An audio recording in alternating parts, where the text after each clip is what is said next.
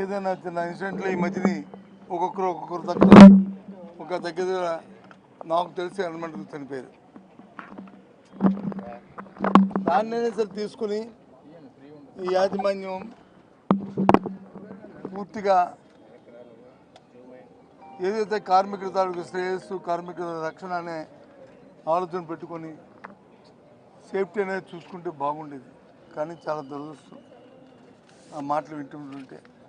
సుమారు 8 మంది చనిపోవడం, 8 మంది చనిపోయారు. ఓ 3 వచ్చి ఇప్పటికే సివిలియన్స్ హాస్పిటల్లో ఉన్నారు. అందులో ఇద్దరికి 90% అబోవ్ 90% వరకు బర్నింగ్స్ ఉన్నాయంటున్నారు. మరి కిమ్స్ హాస్పిటల్ ఇంకో 3 ఉన్నారు, 40% అబోవ్ ఉన్నాయని అంటున్నారు. వారిని కూడా తొలగించి వస్తాం. సరే, మరి గిట్టిన వారిని ఎవరైతే చనిపోయిన వారిని మనం తేలేం, కానీ ఆ కుటుంబానికి మా ప్రకారమైన సానుభూతిని తెలియజేసుకుంటున్నాం. కానీ ప్రభుత్వం నిర్లక్ష్యం, ప్రభుత్వాల తాలూకా అసత్వాన్ని ఈ నేపథ్యంలో చెప్పక తప్పదు. సంఘటన ఎటువంటి అయినప్పటికీ కూడా మాట్లాడక తప్పదు.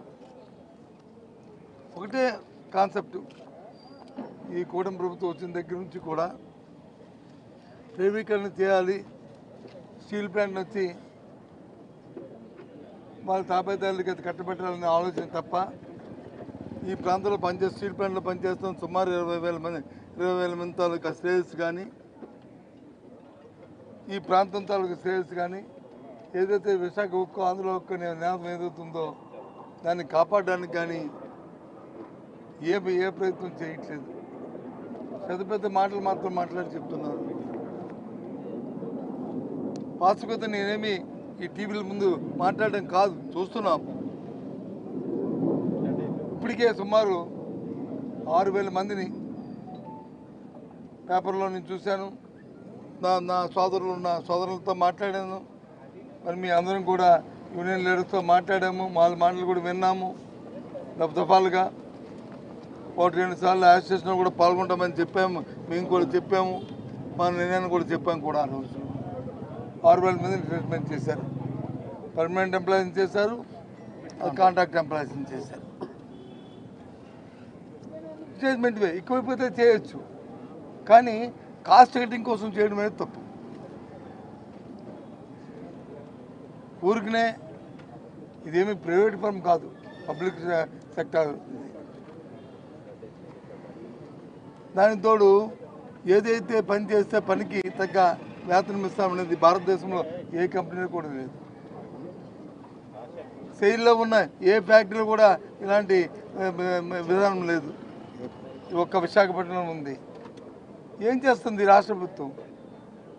కార్మికులు నష్టం వస్తే కార్మికుల శ్రేయస్సు గురించి ఆలోచించవలసిన బాధ్యత కానీ లేదా? ఎంతసేపు కూడా దేనిపైన పబ్లిసిటీ చేసి ప్రాణాలని పణంగా పెట్టుకుంటూ ప్రాణాలని తీసుకోవడం, వాళ్ళు ఏమైనా వచ్చి మాట్లాడితే వాళ్ళని ఎగతాళి చేయడం, ఒక ఓటేసిన పాపానికి దురదృష్టానికి ఈ దురదృష్టం పడాలా? ఏదైనా వాళ్ళ స్టీల్ ప్లాంట్లో జరిగిన సంఘటనని చాలా చింతిస్తున్నాం. మా నాయకుడు జగన్మోహన్ రెడ్డి గారు ఆయన తాలూకు ప్రకార సానుభూతి తెలియజేశారు. రేపు ప్రత్యక్షంగా ఆయన కూడా ఉన్న కిమ్స్ హాస్పిటల్లోను, అలాగే సివిలియన్స్ హాస్పిటల్లో ఉన్న క్షతగాత్రులు కానీ చూడడానికి, ఆ కుటుంబ సభ్యుల్ని కలవడానికి రేపు ఉదయం వారు కూడా వస్తున్నారు. ప్రత్యేకంగా వాళ్ళతో కూడా మాట్లాడతారు. యూనియన్ లీడర్స్ ఉంటే వాళ్ళతో కూడా కలిసి మాట్లాడతారు. మాట్లాడి రేపు వెళ్తున్న విషయాన్ని కూడా తమ ద్వారా మా కుటుంబ సభ్యులకు కూడా తెలియజేస్తాను. ఇది చాలా ఏం మాట్లాడదో అర్థమైన పరిస్థితి ఎంతవరకు.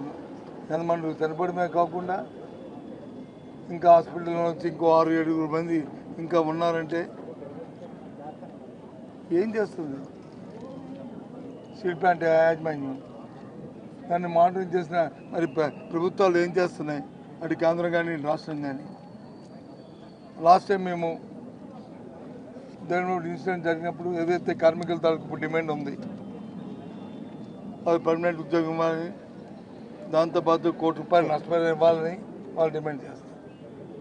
ఇదేమో వాళ్ళు కొత్తగా చేసిన డిమాండ్ కాదు, ఇదేదో గొంతమ్మ కొరకు కాదు. ఇదేమి ఇంతకుముందు మన ఎల్జీ ఫార్మసీలో జరిగిన లేదు ఫార్మసీలో జరిగిన ఇన్సిడెంట్ జరిగితే ఆ రోజున్న వైఎస్ఆర్సీ పార్టీ ప్రభుత్వం జగన్మోహన్ రెడ్డి గారి నాయకత్వంలో అందరికీ కూడా ₹1,00,00,000 లెక్కని వాళ్ళకి నష్టపరిహారం ఇప్పించాం. ఆ నష్టపరిహారం కూడా ముందు రాష్ట్ర ప్రభుత్వం ముందు పే చేసి తర్వాత ఆ కంపెనీ నుంచి రాష్ట్ర ప్రభుత్వానికి దాన్ని కట్టించడం కూడా జరిగింది. దాంతోపాటు వారికి పర్మనెంట్ ఉపాధిని కూడా ఆ రోజు ఇవ్వడం జరిగింది. మరి ఏదైతే కార్మిక సోదరులు చనిపోయిన కుటుంబాలు డిమాండ్ చేస్తున్నాయో వాళ్ళ తాలూకా ఆలోచన ఆ విధంగా ఇప్పుడు కేంద్ర రాష్ట్ర ప్రభుత్వాలు అది జరిగేటట్లు చేయాలని మా తాలూకా డిమాండ్. ఆ డిమాండే కాదు, ఆ డిమాండ్ కూడా పోరాటం చేస్తాం.